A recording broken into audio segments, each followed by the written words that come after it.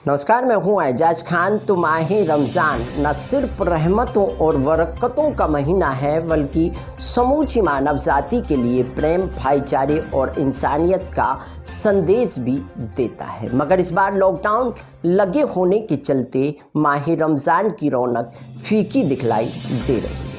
पाक महीना माह रमज़ान की आमद होने के साथ ही मस्जिदें नमाजियों से गुलजार हो जाया करती थी। बड़ी तादाद में लोग एकत्रित होकर एक साथ रोज़ा इफ्तार किया करते थे। तो वहीं इमाम के पीछे बच्चों के अल्लाहू अकबर की आवाज़ें सुनाई देती थी, मगर ये इस बार सारी आवाज़ें गुम हो गई हैं, क्योंकि हिंदुस्तान के अंदर जब से जानलेवा बीमारी कोरोना वायरस ने दस्तक दी है तब से मुल्क हिंदुस्तान के अंदर लॉकडाउन लगा हुआ है, जिसके चलते लोग अपने घरों के अंदर ही रोज़ा रखकर नमाज और कुरान की तिलावत कर रहे हैं और इस जानलेवा बीमारी कोरोना वायरस से बचने के लिए और सारे दुनिया के लोगों की हिफाजत के लिए खुदा से बार बार दुआएं कर रहे हैं, ताकि अल्लाह पाक इस रमज़ान के सदक़े में रहमतों की ऐसी बारिश फरमाए कि ताकि तमाम दुनिया के लोग और हिंदुस्तान के लोग इस जानलेवा बीमारी से बच सकें।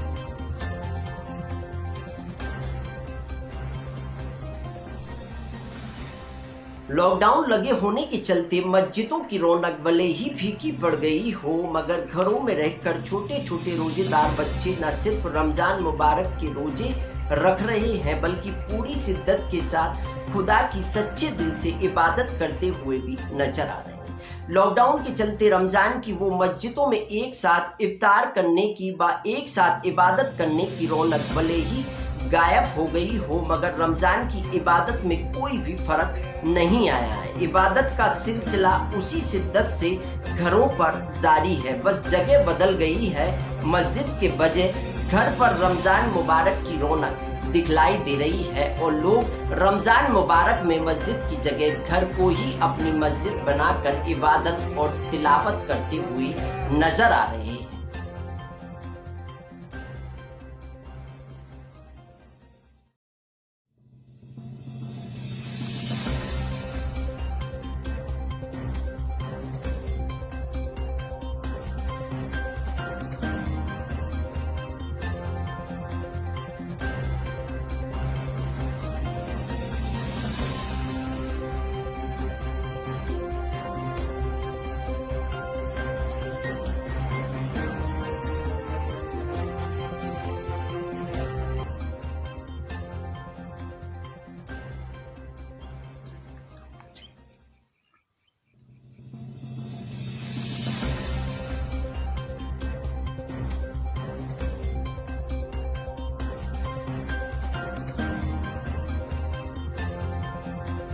القرآن قل سألت عليكم ذكرى إنا ما كنه في الأرض وآتيناه من كل شيء سبلا وتاب ثوابا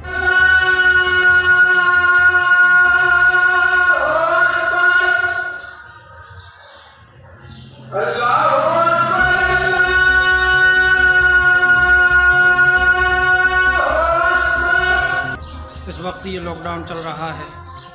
इस लॉकडाउन को सामने रखते हुए मस्जिदों में आने की ममानियत है। वजह ये है कि बीमारी के चलते हुए, बीमारी से जूझते हुए और बीमारी के अमन व अमान की दुआ करते हुए हम मस्जिदों में आने से रुके हुए हैं और घरों पे इबादत और घरों पे दुआएं कर रहे हैं। तमाम हजरात से गुजारिश है कि इस मुबारक महीने में अपने घरों पे इबादत की, तिलावत की पाबंदी रखें और पूरी दुनिया के लिए अमन व अमान की दुआएं करें।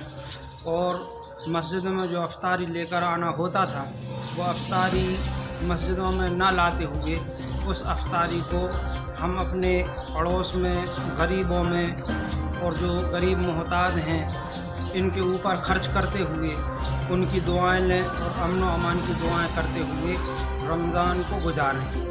और इस बीमारी से आज पूरी दुनिया जूझ रही है। इस बीमारी को लेकर हम रमज़ान में दुआएं कर रहे हैं और दुआएं करना भी है कि हमको पूरी दुनिया में मालिक इस बीमारी से अमन व अमान अता फरमाए, इस बीमारी से हिफाजत फरमाए।